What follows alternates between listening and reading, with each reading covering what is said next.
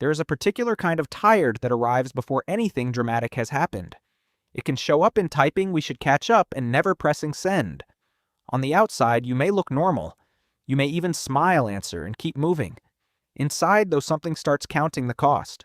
For people living with wanting close friends but rarely making plans, the hardest part is often not the moment itself. It is the small expectation wrapped around it.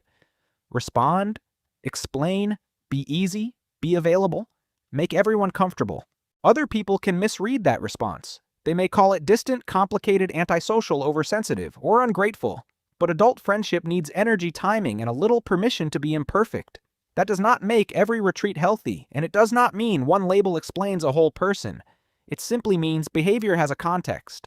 Sometimes the thing that looks like a personality flaw is a person trying to create enough room to hear themselves think. Think about the ordinary version of this.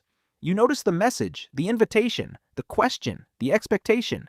Your body answers before your words do. Your shoulders tighten. You rehearse a reply. You wonder how much of yourself this moment will require. None of that has to mean you dislike people. It may mean your attention has already been divided all day, and one more demand feels larger than it looks from the outside. Modern life is especially good at turning small moments into open tabs. A notification can remain emotionally unfinished. A family question can follow you into the kitchen. A casual plan can become a performance of being the right kind of friend. The issue is not that connection is bad. Connection can be nourishing. The issue is that connection without choice can begin to feel like surveillance obligation or a test you never agreed to take. For many adults, this pattern also has a history. Maybe being easy to manage once felt safer than having needs. Maybe the people around you rewarded the version of you that was useful, cheerful, quick, or low maintenance. Maybe nothing was said directly. You simply learned to read the room. Those early lessons do not determine your future, but they can explain why a tiny request now carries an old emotional weight. This is why self-recognition matters more than self-accusation. Instead of asking, "What is wrong with me?" try asking, "What exactly is this moment asking me to spend energy, privacy, attention, emotional labor?" The answer may be surprisingly practical. You may need a quieter evening, a clearer boundary, more time before answering, or a way to connect that does not require performing at full volume. There's also a quiet social pressure around wanting close friends, but rarely making plans. People often treat the visible behavior as the whole story. They see the delayed reply, the shorter answer, the declined invitation, or the careful expression. They do not see the inner math, how much stimulation has already happened, how much responsibility is sitting on the desk, how much emotional weather has been absorbed from other people. A compassionate interpretation does not excuse harm. It makes room for reality. You are allowed to be curious about what helps. Some people need a transition ritual, a walk around the block, 10 minutes, with the phone face-down music that asks nothing, a shower, a locked door, or a cup of tea before re-entering conversation. These are not magical fixes. They are small ways of telling your nervous system that one chapter has ended and another can begin. The point is not to become perfectly calm. The point is to become easier to find. There is a difference between preference and fear, and you do not have to solve that difference in one dramatic breakthrough. Preference says, "This is how I recover." Fear says, "I am not allowed to be seen." Preference gives you energy back. Fear can make your world smaller. Both can exist in the same person, sometimes on the same day. The useful question is not whether you are perfectly healthy. It is whether your choice leaves you more like yourself afterward. That distinction can change how you speak to the people you love. A boundary does not need a courtroom argument. "I can't talk right now, but I can tomorrow. I want to come, but I only have an hour. I need a quiet night." Small, honest sentences are not cold. They are often kinder than saying yes while silently disappearing inside the commitment. It can help to stop treating every uncomfortable feeling as a command. Feeling awkward does not always mean you have done something wrong. Feeling tired does not always mean you are lazy. Feeling protective of your time does not always mean you are selfish.